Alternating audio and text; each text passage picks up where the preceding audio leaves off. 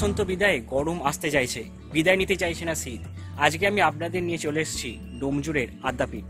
এই মন্দিরে আপনারা কিভাবে আসবেন, কখন আসবেন, মন্দির কতক্ষণ খোলা থাকে, মন্দিরে ভোগ প্রসাদ রয়েছে কিনা, সমস্ত কিছু ডিটেলস থাকছে আজকের ভিডিওতে। ঘুরবেন আপনি, ঘোরাবো আমি, আর আমার সাথে ঘুরতে হলে চ্যানেলটা অবশ্যই সাবস্ক্রাইব করুন।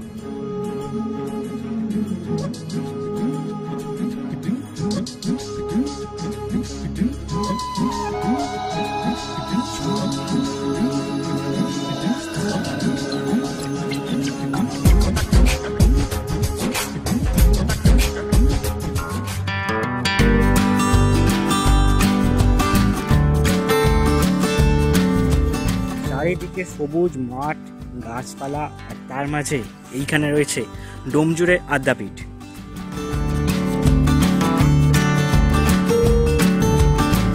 হাওড়া স্টেশন থেকে 63 নম্বর রুটের বাস ধরে চলে আসতে পারেন ডোমজুর, কিংবা সদন থেকে K11 বাস ধরে ডোমজুর চলে আসুন এবং সেখান থেকে টোটো ভাড়া করে চলে আসুন ডোমজুড়ে আদ্যাপীঠ মন্দির। তো এখানে রাস্তা খুব একটা টোটো চলে না, সেক্ষেত্রে টোটো ভাড়াটা একটু দরদাম করে নেওয়া ভালো, কারণ মিনিমাম ভাড়া এখানে আসতে 20 টাকা, কিন্তু আপনাকে হয়তো 100 টাকাও বলতে পারে। এছাড়া হাওড়া স্টেশন থেকে আমতা লোকাল তো রয়েছে, আমতা লোকাল ধরে ডোমজুর স্টেশন নেমে পড়ুন এবং ওখান থেকে টোটো করে চলে আসুন মন্দিরে। এই রাস্তাটা চলে গেছে সোজা ডোমজুর স্টেশনের দিকে, এবং ডোমজুর স্টেশন থেকে সোজা এই রাস্তা ধরে এসে এখানে হচ্ছে ডিভাইন মার্সি স্কুল, এবং এই রাস্তাটা সোজা কিছুটা যেতে হবে।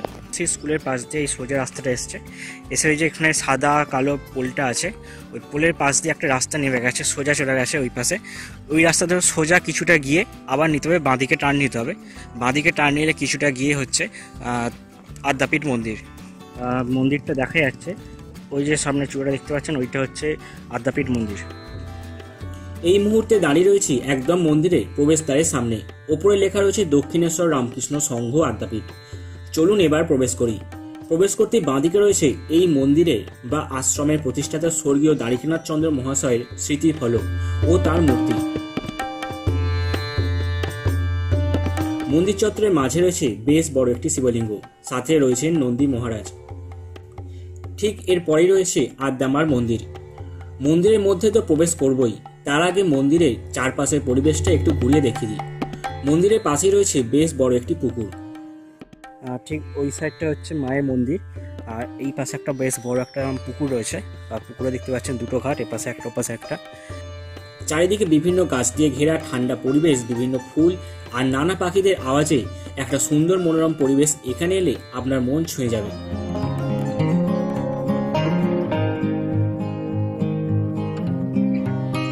বর্তমানে ডোমজুড়ের আদ্যাপীঠ নামে পরিচিত হলেও আগে এই স্থানের নাম ছিল শ্রী রামকৃষ্ণ বিবেকানন্দ আশ্রম।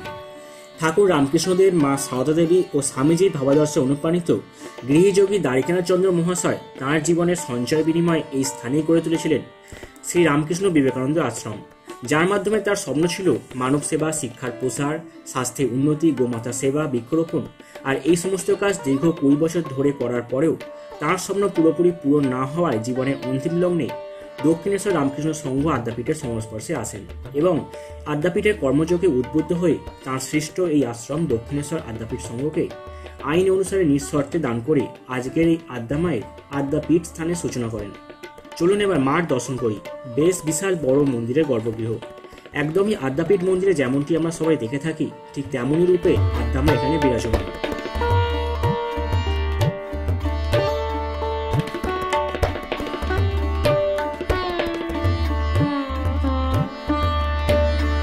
নিচে রয়েছেন ঠাকুর রামকৃষ্ণদেব, মাঝে আদ্যামা ও একদম উপরে রাধাকৃষ্ণের যুগল মূর্তি। আর দুই ধারে রয়েছেন দক্ষিণেশ্বর আদ্যাপীঠ মন্দিরের প্রতিষ্ঠাতা অন্নদা ঠাকুর, স্বামীজি, ও অন্যদিকে মা সারদা দেবী ও অন্নদা ঠাকুরের স্ত্রী মণিকুন্তলা দেবী।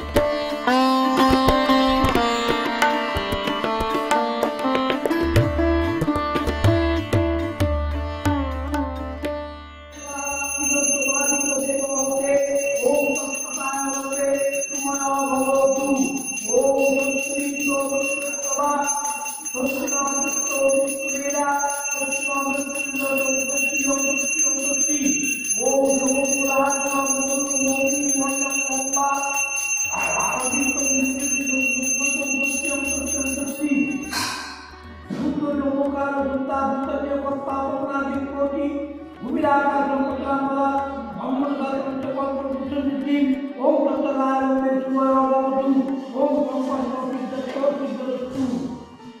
মার গর্ভগৃহে ঠিক একদম পিছনেই রয়েছে রন্ধনশালা। যেহেতু এখনো মন্দিরের সমস্ত কাজ সম্পূর্ণরূপে শেষ হয়নি, তাই দর্শনার্থীদের জন্য শুধুমাত্র সপ্তাহে 2 দিন মঙ্গলবার ও শনিবার ভোগ প্রসাদের ব্যবস্থা চালু রয়েছে।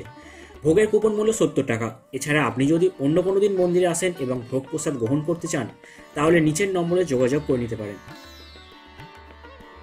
মন্দিরের চারধারে এরকম জাল দিয়ে কিন্তু বাউন্ডারি করা আছে।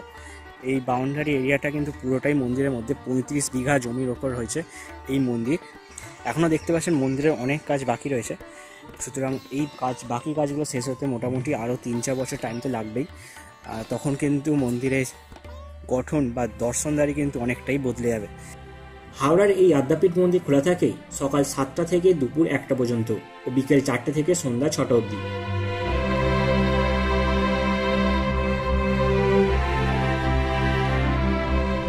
এছাড়া এই মন্দিরে আপনি যদি নিজস্ব গাড়ি নিয়ে আসেন তো গাড়ি পার্কিংয়েরও সুবিধা রয়েছে।